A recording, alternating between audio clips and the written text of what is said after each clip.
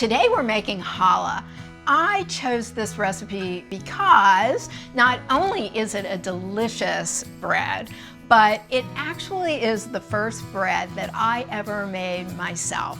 And honestly, truth be told, I ate the entire loaf. I had never tasted something so delicious as homemade challah. What we are going to learn today is a little bit about yeast, different types of flour, and we're also going to learn how to make these wonderful, iconic challah braids. So if you're up for the challenge, grab a cup of coffee and let's get started.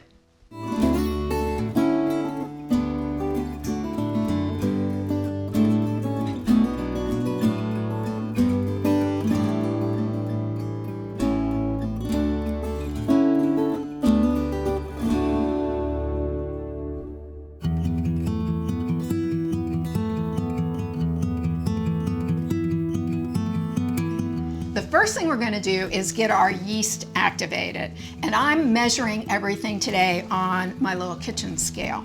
So we're going to need 12 ounces of warm water.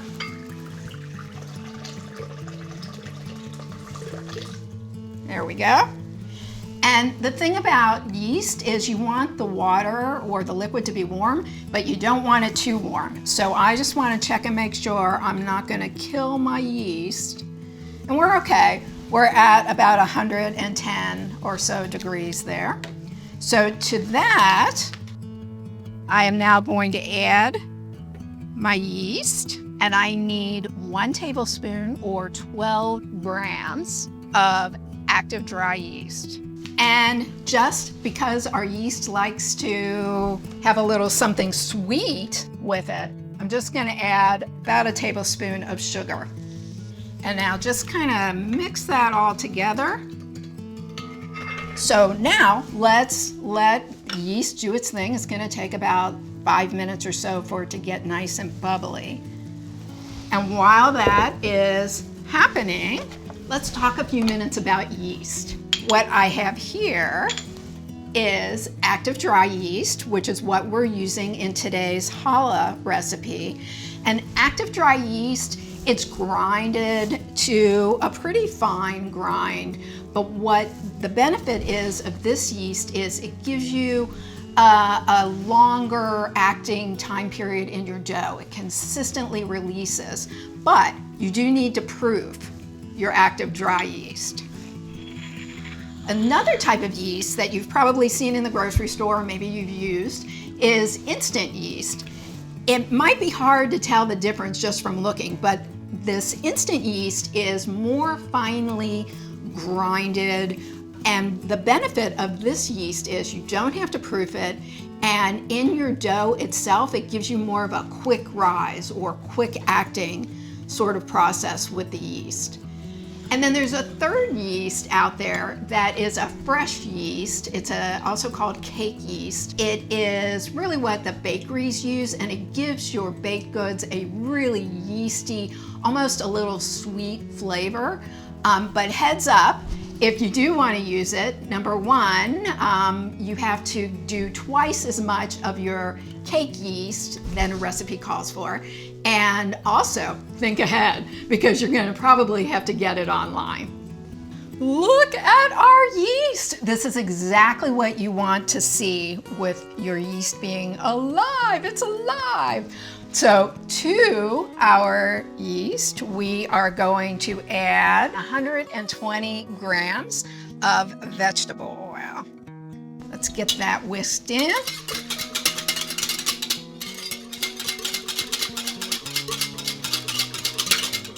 And then we're adding 4 eggs, 1 at a time.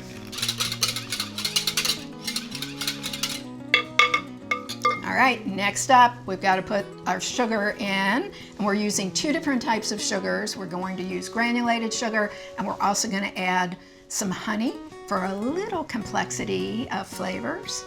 So again, I'm going to weigh my sugar. I need 67 grams, which is about 1/3 of a cup of sugar.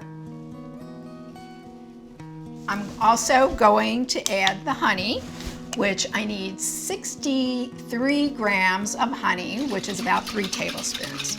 We are going to put our liquid goodness onto our stand mixer, fitted with a dough hook. And what we have here, I already measured out our flour. I also added to the flour, though, my 1 tablespoon of salt. And so I'm just gonna whisk that all together. And the reason why I added the salt to my flour versus just adding it in to our liquid mixture is because salt does not get along with yeast. And so I don't want to do anything. I don't want to put them together and have them get in a little bit of argument and make our yeast not work as well as it should. We are just going to gradually add our flour into our liquid mixture. I'm going to have the dough hook going on slow to get it in, but then after we get it all in, we're just going to let the machine do its thing and knead the dough for about 10 minutes. Okay, we are going to let this go so it gets all smooth and lovely, but I just had to add one thing to let you guys know. While this is kneading, once the dough gets all together, right, into a nice ball, and you'll hear the dough hit up against the sides of the bowl, do not walk too far away from your mixer, because truth be told, I've lost a mixer in the process because I turned my back and it jumped right off of the counter. So fair warning to everyone that stay aware of where your mixer is on your counter. We're gonna let it go until everything gets nice and smooth. Okay, we are looking pretty good. You can see how the dough is really nice and smooth. And there is one way that you can always check to see if you've gotten it to the point where it's kneaded enough, and that's called the window pane test. So basically you grab a piece of dough and put it up to the light, and if you can stretch the dough and yet still see like a little window of light there without it coming totally apart and breaking, then you are golden. I'm just going to transfer our dough into our greased bowl. It's a sticky dough, which is what you want, but it sure makes a challenge to get it out of the bowl. Then just take the dough and get some of that oil on all sides. Cover with plastic wrap and set this in a warm spot in your kitchen, which if you don't have a warm spot in your kitchen and you want to just stick it in the oven with the oven light on, that works too. But we're going to let this go until it doubles in size, which probably will be about an hour and a half to 2 hours. So, all right, off to rest. So while our bread is rising, let's talk a few minutes about bread and the different types of bread. We have on the platter here 4 different types.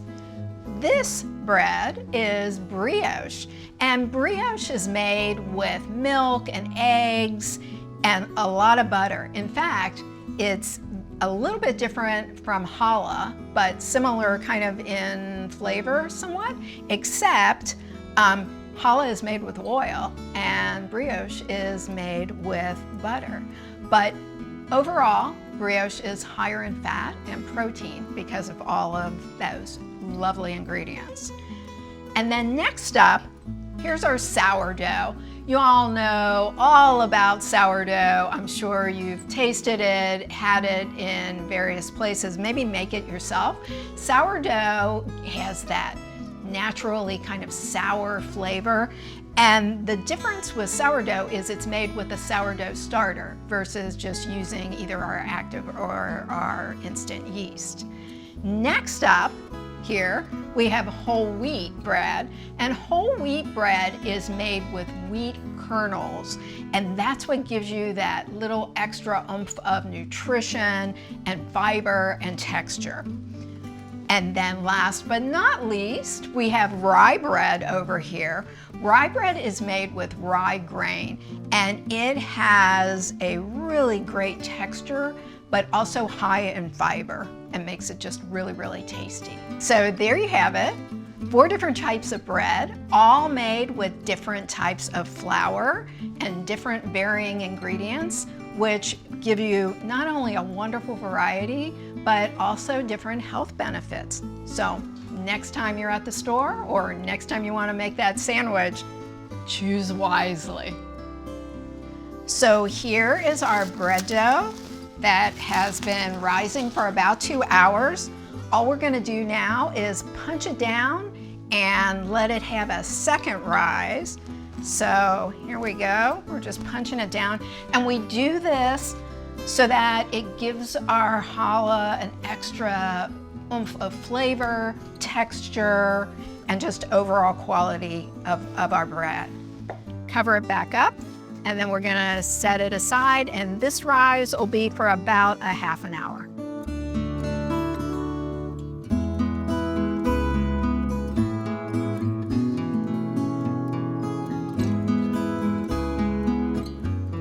So here is our second rise. Let's get our dough out, and we are going to measure out our dough and roll some strands. So remember, this recipe makes 2 loaves. So you could actually make a really huge challah, but it's probably better that we separate it into 2. So here, this one that we're not gonna be working with right now, we're gonna put it back in the bowl and cover it up, just so that it doesn't dry out. Now, with this half, we're gonna do the 4-strand challah loaf. Each strand needs to weigh 200 and approximately 30 grams. So all right, so let's half our loaf again, and then half it again. See where we are, 209. And then I'm just gonna take enough dough to get to about 230. If I get kind of close, I'm just gonna leave it. So here, I've got 228. So now this one's 227, 227. All right, so there we have our 4 sections. I'm gonna put 2 of these guys, just again, under some plastic wrap so they don't dry out. Now, here we have our ball, and we're gonna just start rolling. I have a little flour here just in case it gets too sticky, but honestly, this dough is really easy to work with, and you shouldn't really need any flour at all, but it's always there just in case. And then we just start to roll. So we want these to be about 15 inches in length. And what I learned over time is, don't be gentle, right? I was like, for a while they would be like, oh, I just want to gently roll this out, and it would get nowhere. So really put some effort into it and start to roll, starting your hands in the center and then going outward. You want to try and keep it as even as possible. And these little tails here have to go in. But if you notice, what's happening is I'm rolling, but my dough is like coming back on itself. And that's because the yeast is still thinking, I've gotta have control over this bread dough. And what we're gonna do is we're gonna roll it a little bit more, but then we're gonna let it rest. So if we let the dough rest a few minutes, then it gives that yeast enough time to figure out, oh, okay, I'm all right, I'm kind of relaxed now, and we'll let you do your thing. Look at the difference. So the dough that had rested just a little bit once we separated it all out, look at how that has rolled out longer than these other 2 squatty guys. But we'll fix them, no worries. There we go. So let's cover these up. I'm gonna go ahead and roll out some additional strands for our second loaf. When we come back, then I will show you how to make a 4-strand braided loaf.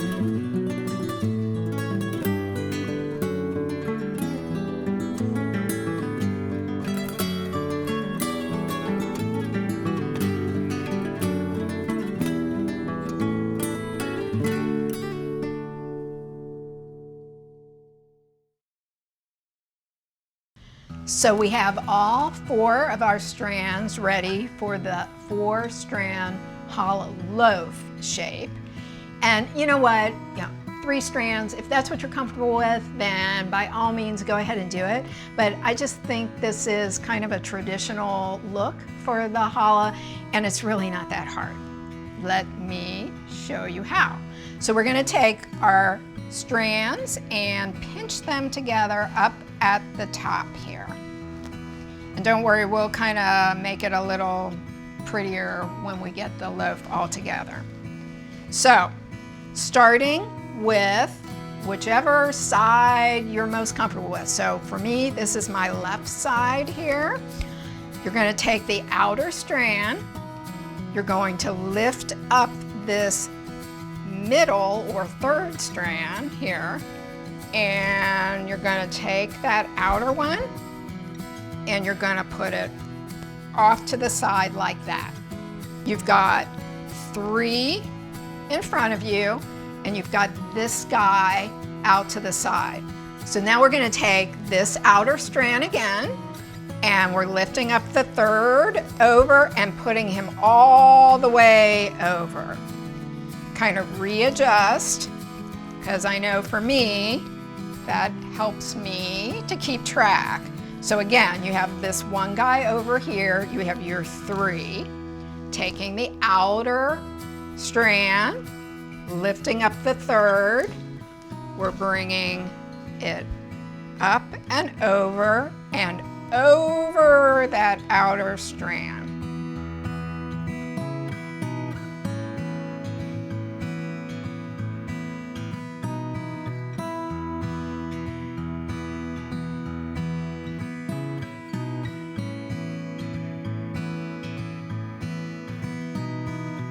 We're pretty much to the end, and so we are going to just kind of bring all of our ends together here, fold it under so that you get a nice kind of edge on the end, and the same here where we kind of just group them and clump them together, pinch them together. We're just going to put it under and kind of give it a nice little push. And isn't that pretty, you guys? Here's your 4-strand challah braid, and we're just going to put that over onto a parchment-lined baking sheet. We're going to cover this up for now, just so that we can go and do our 2nd loaf. But then after we do our 2nd loaf, we give it an egg wash, and it's got to do a little more rising time. All right, everyone, are you ready for a challenge? We're gonna do an 8-strand round challah. And to me, it seems easy to me, only in that it reminds me of, I don't know if you guys, I know when I was a kid, I used to make little braided pot holders, right, for camp projects or whatever. That's what this reminds me of, at least the initial set. So we've got our 8 strands, and we're going to group them in 2s. They're all about 15 inches or so in length. We've got 2 strands here, 2 strands there, and we're going to take our other 2 strands, and we're going to start our braid by lifting up our 2 and placing those 2 underneath. And then we're going to take our other 2 and do the opposite. So now we want under this first set and over the second set. So we're going to go in a circular fashion, and remember that we're always doing like the opposite. So here we're over, we're going to go next to us and go under. We're over, we're gonna go next to the next one and go under. This is over. We're going under. Over. We're going under. And then we repeat the process again. This is under, so now we're gonna go over. This is under, and now we're gonna go over. This one's under, we're gonna go over.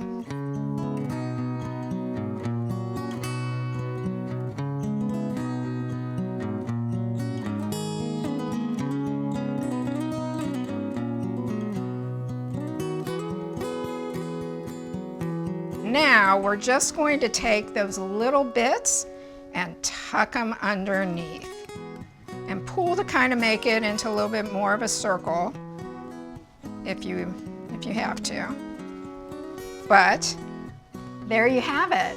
So let's transfer this guy to our parchment lined baking sheet, and we're going to pull in, remember, our previous 4-strand loaf. We're just going to give it a little egg wash before we set it aside to do its last rise. And the egg wash is really important because what this does is it gives your loaf just that beautiful brown, shiny exterior when it gets baked. And try and get into the little nooks and crannies a bit. But don't worry if you miss a spot or two, because we're going to do one more egg wash before it goes actually into the oven. So there we have it. There's our first egg wash. Let's cover these up, set them aside. And after they do a little bit of rising and resting, we're going to give it the second egg wash and get them in the oven.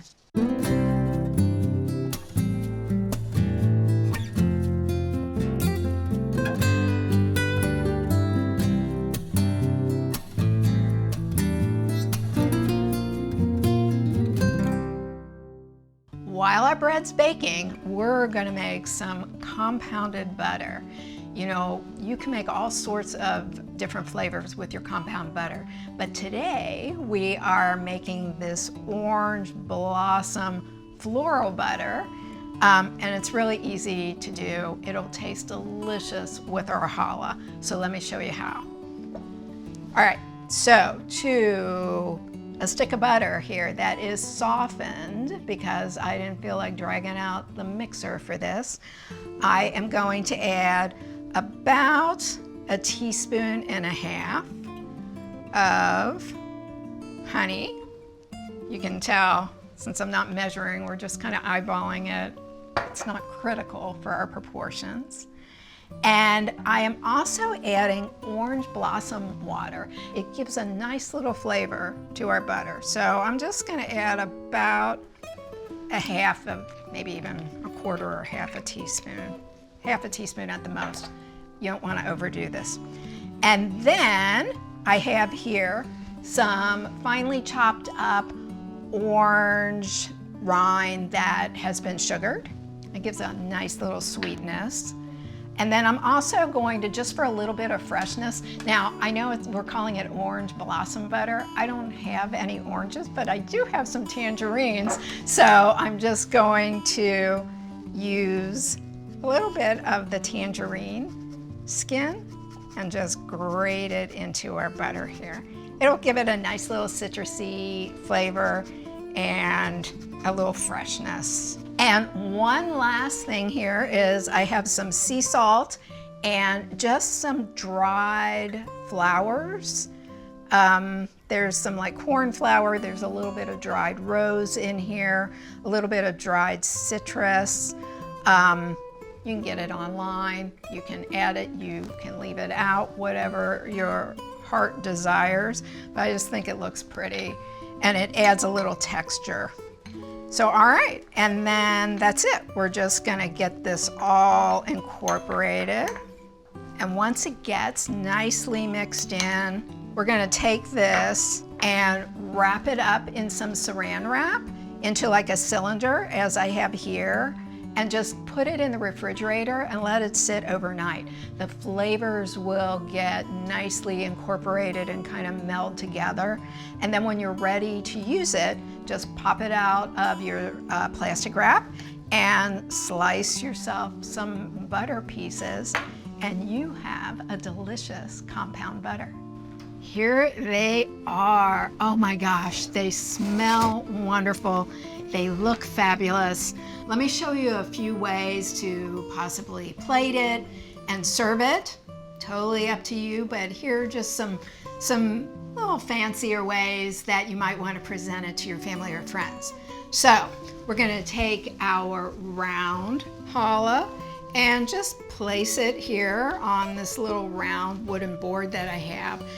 And because I am serving it, if you recall, with the little orange blossom butter, I think it might be kind of fun if we take a few of those dried little floral pieces and just kind of spread them just a little bit along the surface there. Doesn't that kind of up it a little bit? I think that's kind of cute.